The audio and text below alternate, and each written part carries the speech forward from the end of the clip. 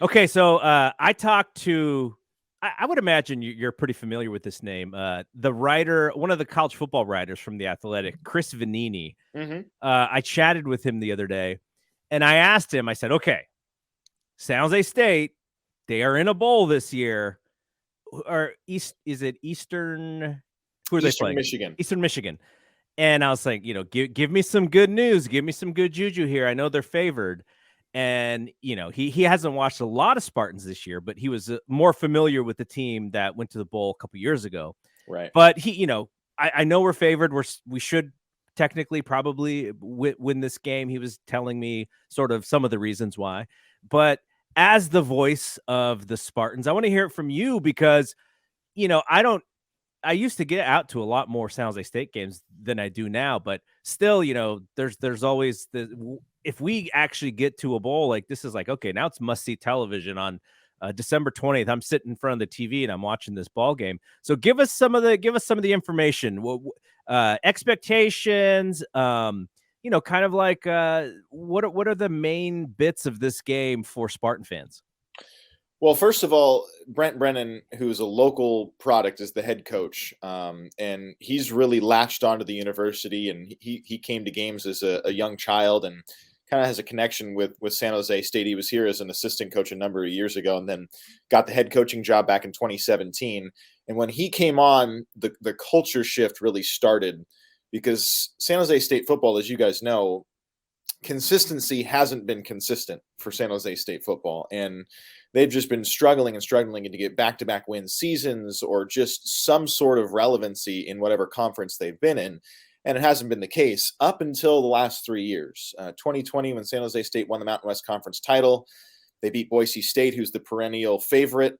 They kind of firmly submitted their name in the conference. And in order to do that, you have to back it up. And this year, the Spartans, well, they had a couple of missteps. They still had a good season. They had a chance at least to compete for a conference title.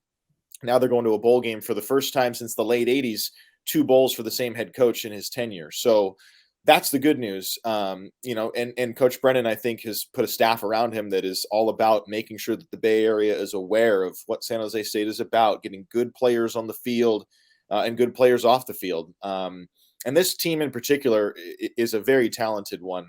I'm sure everybody, if you look into San Jose State, you're going to probably hear mostly about the defense for the Spartans. The player of the year in the Mountain West Conference is Viliami Fehoko.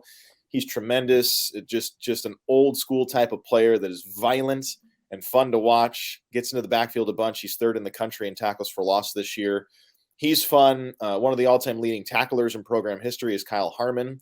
He's one of the linebackers. Cade Hall, who won a 2020 Player of the Year in the Mountain West Conference. He's still on defensive front. That group is great. And the Spartans over the course of the offseason last year, kind of like free agency, really. They with the transfer rules in college football, it's interesting because Spartans went out and got a quarterback transfer from within the conference at the University of Hawaii in Chevin Cordero, and he has been as advertised, if not better. Doesn't turn the ball over, runs the football really well, tremendous passer. And then on the edge, the Spartans brought in 2 wide receivers from Nevada, another conference school, and one of them nearly ripped off a 1,000-yard season this year in 11 games for San Jose State. So a lot of fun elements to this team, both offensively and defensively, and it makes it special, and that's why they're playing in December. When I was growing up, my dad would take me to San Jose State games, and this is probably mid to late 80s, and the Spartans were better than Stanford and Cal back then. Like, I remember watching Mike Perez, who he's got some records from back in the day, guys like Sheldon Canley. And my frustration was always that, oh, wow, San Jose State has these good players, but they never, really played in the pros. There was a few, like, I think Ted Kennedy made the 49ers. Jimmy Johnson was a player there for a little bit. So from the perspective of, you mentioned it with the different transfer rules and stuff. And, Deion Sanders going to Colorado and basically telling all the Colorado players, yeah, you may want to look into getting out of here because I'm bringing all my Jackson State players to come over, right? So the game is a little different, obviously. How has San Jose State been able to sort of kind of bring the program back a little bit because you mentioned like even transfers in the conference, like it just seems like it's so much of a different ball game than it was back in the day when you're just sort of building these giant programs. Does this have some sustainability? Can we expect San Jose State to be pretty good in the future as well? Yeah, I think so. And it is a lot different the way that coaches have to recruit now, because you need the flashy elements to attract somebody, whether it be a transfer or a freshman. And now with NIL contributions too, that there's that whole side of things. But I think what the coaching staff and now the administration has done is put in a program that allows for sustainability. So off the field, there's a program called Beyond Sparta that connects student athletes to internships in the Bay Area at tech companies. Because as we all know, not every player is going to go on and have a pro career. Sure. All of them think they might, but at the end of the day, they have to have something out of college that they can go to as a professional. And not a lot of universities have, one, the opportunity for the Bay Area tech companies and all the opportunities there, but also to have a program like that to help them. So that's one attractive piece for them off the field. And then on the field, I mean, look, you have a coaching staff that's really bought in and has made a culture that is fun to be around for these guys. And I think ultimately that's really what helps draw in transfers. If they're having a bad experience or they know they're not going to get as much playing time, they're going to see this group of coaches and players and see how fun it is and want to come over here and try it out. And then word starts to spread. And that's how you get really good. That's how the Spartans a couple of years ago got Nick Starkel, who was the quarterback that was at 2 SEC schools and then transferred to San Jose State for 2 years. He wanted to be in California. He thought it would be fun, and he won a title. So word starts to go around, and then you have to build off of that, obviously. So there's new facilities that are being built and have been built on campus, because we all know it's an arms race for things on campus for student athletes to be a part of. So I think there is some sustainability because there is a buy-in now from the university and from the administration, and the coaching staff has been able to stay intact. I mean, I can't remember what the number is, but it's the same offensive coordinator, same defensive coordinator, and same head coach for more than 3 years in a row for the first time ever. Wow. And they've been together for 6 years now. So it's pretty darn good. And I think that just helps the players buy in even more. And the thing we always worry about too as Spartan fans, and a lot of the smaller colleges, I'm sure, always worry about this too. When you start to build a program and you have a great coaching staff, of course, all the other larger colleges around the country are going to start looking at that.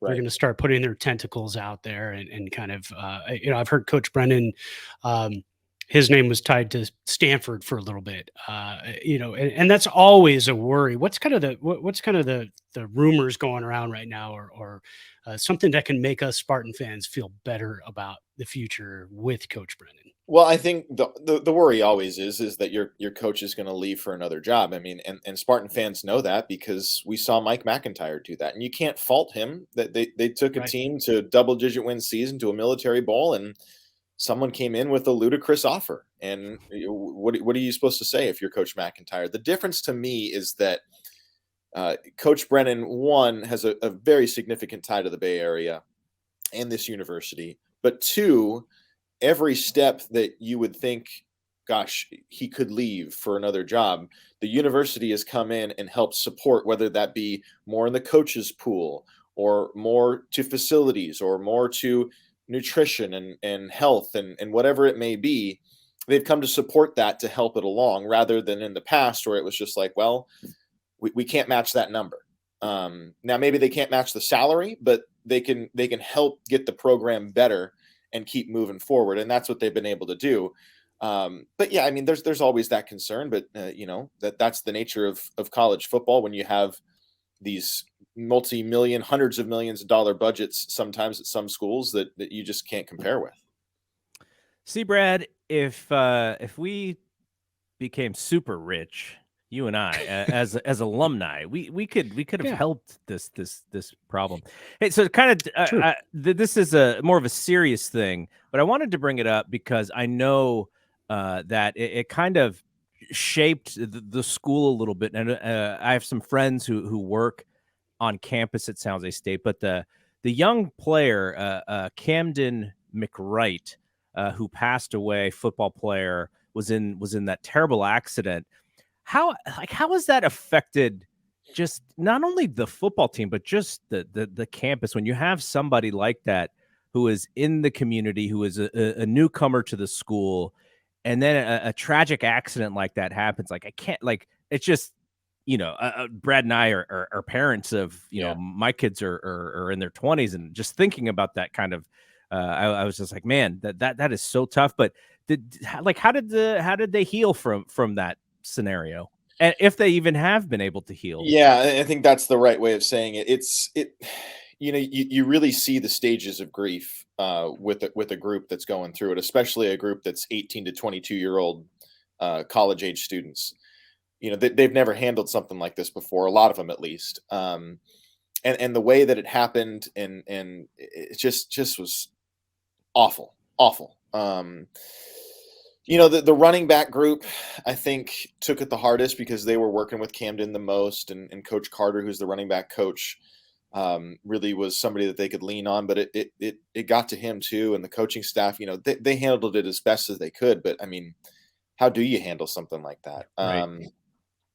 So obviously the Spartans didn't play that week, and the week thereafter was kind of a light week, and they tried to do some team bonding things and just to try and figure out how do we handle different emotions from different players over the course of the week. But I think you're right in a lot of ways. They're still not over it. I mean, we went to San Diego State, and they left flowers at the 6-yard line because Camden wore number 6. Utah State had 6 on their helmets when we played at their place. They painted their 6-yard line blue. Everybody's done something. So there's this constant memory and reminder of what happened. I just don't think you can expect the team to get through that at all. They handled it as best they can. But I mean, you could still drive by that intersection, and there's still flowers and candles there today. So it was just awful, and nothing like I'd ever seen, and hopefully I never see it again.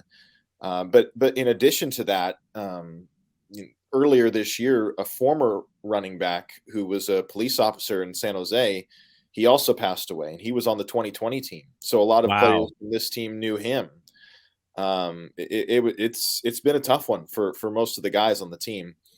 His name was DeJohn Packer. So yeah, rough. And I think being that they are tight knit, it helped him get through it. And I talked with Coach Brennan about this, and he said it on his radio show. He talked about Camden in that he was the nicest kid you'd ever meet, super friendly, come up to you, say hi. And he wasn't just saying that because of what happened to him. It genuinely who he was, which made it all the worse. And Spartans were going to play him against New Mexico State that week. That's why he was coming on the road trip. And it was just awful. Wow. Yeah, that's rough. That it is, and Brad and I being on that campus and walking on that campus, and that is not just a football tragedy, right? Like the entire school feels that, the community feels that, and I know that how can you be healed? You're constant. You're going to be healing from that. So, just quickly, back to the game, the 20th, December 20th. I didn't know the famous piece of this, the famous Idaho Potato Bowl. So the Spartans play Eastern Michigan, like we said. It's at 12:30 p.m. Pacific. You're gonna be doing the game. Yeah, we'll be on site. Yep. 30-minute pregame show for us. So we'll get going at noon Pacific on 8:60 a.m. Nice. And you don't have to make a prediction, but you got some good feeling about the team? I did my first run through the prep last week, and I'm starting to really dive in. I think it's going to be a good game. They have a 1,000-yard rusher this year, Eastern Michigan. They got a pretty good pass rush and an okay pass defense. Spartans, I think it's going to help with a couple of weeks in between games. They had a tough back-to-back against San Diego State and Utah State on the road before coming home against Hawaii on Thanksgiving week to win that final game. But looking at the numbers and kind of the personnel, I think the Spartan defense is probably better. The run game obviously is the strength for Eastern Michigan. They're going to be pretty good. And, you know, another aspect to think about is that it's going to be about 12 degrees, 15 degrees at kickoff up there. So we're here. I don't know if that'll change. I don't know if that favors Eastern Michigan because they're more used to the cold. Sure. But, you know, it's difficult to throw the ball in cold weather like that. So it'll be interesting to see how that pans out. I have all the faith, though, in Chevin Cordero because he just makes things happen. So we'll see. We'll see. Should be a good one, though. Yeah, I feel bad for the broadcasters there with the weather. Oh, no. Don't feel bad for us. We'll be in a nice warm booth. We'll kick our feet up pregame. Don't you worry.